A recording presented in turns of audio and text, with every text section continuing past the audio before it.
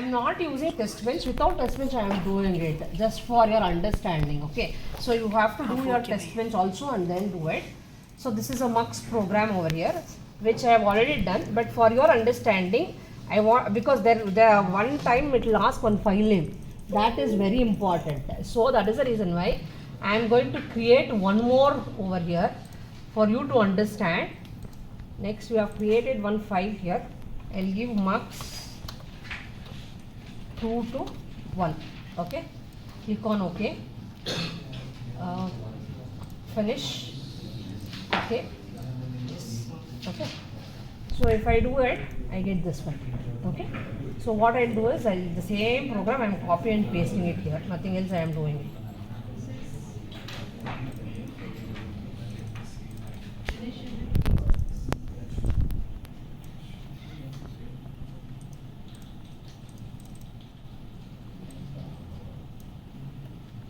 Is it clear? Nothing else I have done. And I am, when you want to do something, what you are doing, that should be at the top level. Okay, so that should be at the top priority. So here I am changing this into a set as top module. Okay, so you have many programs you might have done, but what you are simulating, what the hardware you want to check, so that should be at the top level. So in order to do that, right click on that program, you have an option called as set as top. Okay, so that, can you see that the top level modeling icon is this, and this will come on pop up there. Okay, this is one thing.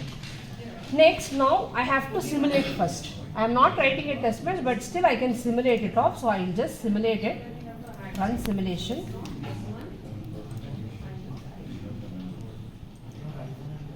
Bitstream और को बढ़ता है, bitstream आध में बढ़ता है दादो. So force constant, whatever it is, just this thing I am not going to do it, just for your understanding whether you are getting properly or not the output. Just for sample, कुछ भी हो सकती है.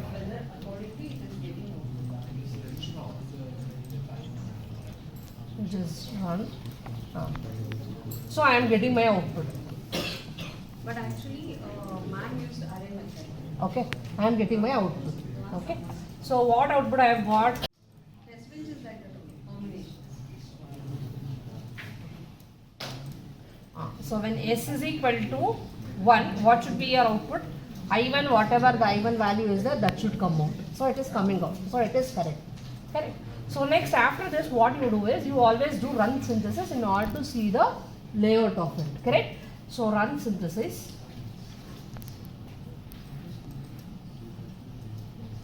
Click on OK.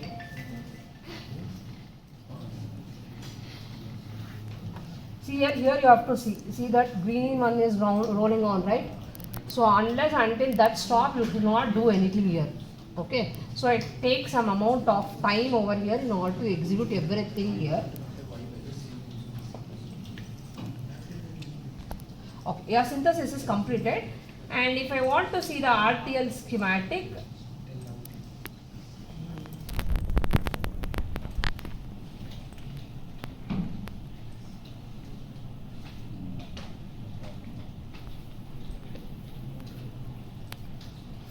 this is what is your RTL schematic, you have got it. Okay, something like MUX, whatever I have shown, that is how it is there.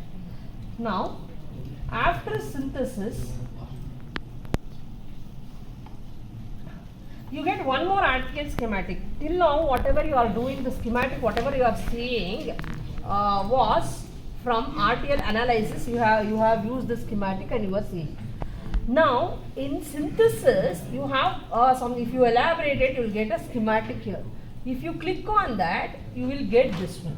Okay. So here it shows what is your input. There are 3 input pins and you have 1 output pin Y over here. It shows all this. Say inside the thing what it is there. It will show. It will all show the buffer. The value of input I1, whether it is 0 or 1, will be stored in the buffer. That's what it says. So it shows like this. Now you have to implement this design on an FPGA over here. So this is a Spartan 7 FPGA. Okay, so you can see that this is a Spartan 7 over here, and where you have 16 inputs and 16 outputs over there. all these glowing LEDs are all your outputs, which you can see, that is LEDs, and these are all your 16 switches, which is nothing but the inputs. See, for all these things, you have input also. You have to identify all these your inputs via input name. Can you all able to see? Wait a minute, I'll just, you can switch it off here also. Can you see that J1, K3, J3, some L1, M2 and all? It above the switch some numbers I have written, no? That is nothing but the name of these switches. Okay. And the name of LEDs are M1, M3, J2, P2, something and all has been written, no? Can you all see that? Yes. So that is the name of an LED over there. Okay. If you want to switch off and all, you can do it from here itself. Okay. So you can see. So now I have to now make which input. I can give how many inputs are there? 3. Out of 16, I can give any 3. Okay. And how many outputs is there? 1. So out of 16 LEDs here, I can give any one.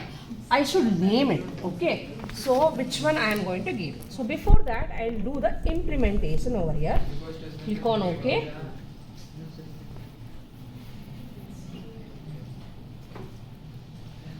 See, it is running here. So don't do anything. It takes some amount of time.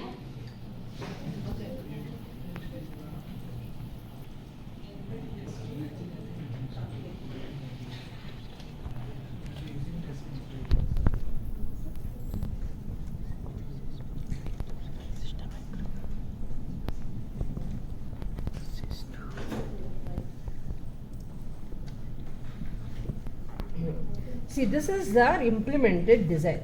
This is what is the FPGA here that will be looked here like a block. Okay. So here, if you can elaborate it, you can see for this MUX, these are all the input and output pins what has been used, and this is only one MUX. Only this much I am going to use it. This is the entire hardware here. There are so many thousands of gates in that. For MUX, I am only using one small gate over here. Okay, that is what you can observe over here. Okay. So this is the entire FPGA, whatever it is there inside this, it will be showcased here. And now you have to mark the inputs and outputs. So go to Windows and see here IO ports. Click on the scalar ports. Now you have to mark here input, what I have to use over here. Okay, which? So I want to use J1 for in1 and K3 for in2 and J3 for in3. Okay, and I have already given previously, so it is getting the same thing. If it is not there, you can change it here. So let me give M1 instead of M3. Let me give as M1 as your, instead of L3 I will give L3 or J4. Anyhow, J4 is there. So J4 is the number of this LED. So this LED I am giving. Okay. So let me give differently. That's all. And here you have to make sure that you are going to choose LV CMOS 3. That means the voltage for all these things is 3.3 volts. You have to give voltage. Unless until you give voltages, your switches and LED will not glow. Got it? So in order to tell that what type of switch and LED you are going to give what voltage, you have to give LV CMOS 33. That means it is taking 3.3 voltage. You can see here VCC, it is coming 3.3 once I select that. So for all the 4 inputs and outputs, you have to select that. So I have already done it. That is the reason why it is automatically coming. Once you have done it, you save this. I have saved it off. Okay. Next, what you have to do is generate bit stream. Why do I need to generate bit stream? Whatever the code I have written here, it is in terms of some English language, correct? Some machine language that which is no understandable to you, higher level language over here. But